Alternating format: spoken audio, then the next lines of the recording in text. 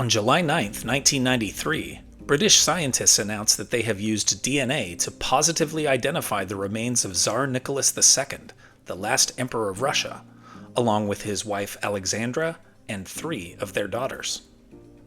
The Tsar and his family were murdered in 1918 during the Russian Revolution. With the fall of the Soviet Union, there is a renewed interest in Russia in the deaths of the Romanovs.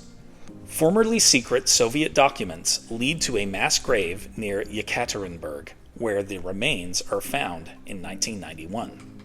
The scientists use blood from Queen Elizabeth II's husband, Prince Philip, who is the grandnephew of Czarina Alexandra, to make the DNA verification. For Tsar Nicholas, they exhumed the remains of his brother, Grand Duke George, to make the DNA verification. Remains of 2 of the Romanov children, Crown Prince Alexei and one of the daughters, are not found in that grave. Rumors had spread through Europe since the brutal murders that the youngest daughter, Anastasia, had survived. A woman named Anna Anderson, who turned up in Germany in 1922, is the most convincing of those who claim to be Anastasia. In 1994, American and English scientists used DNA to prove conclusively that Anderson was not a Romanov. Then, in 2007, the bodies of Alexei and the last Romanov daughter are discovered not far from the grave where the rest of the family had been buried, conclusively proving that Anastasia did not survive.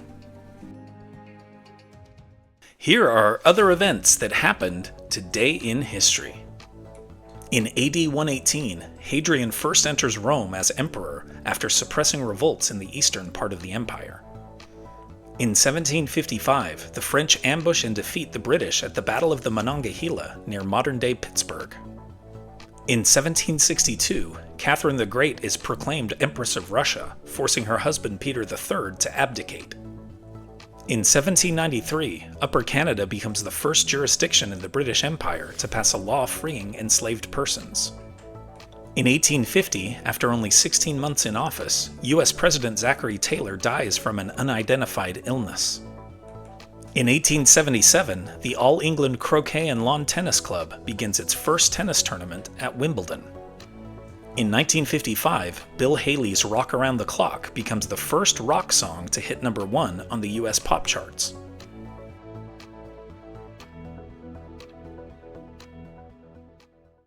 And now it's time for our Today in History quiz. Who became Queen of England and Ireland for just 9 days in 1553 after the death of King Edward VI? Mary, Queen of Scots? Lady Jane Grey? Eleanor of Aquitaine? Or Anne Boleyn? Think you know the answer? Drop your guesses in the comments below.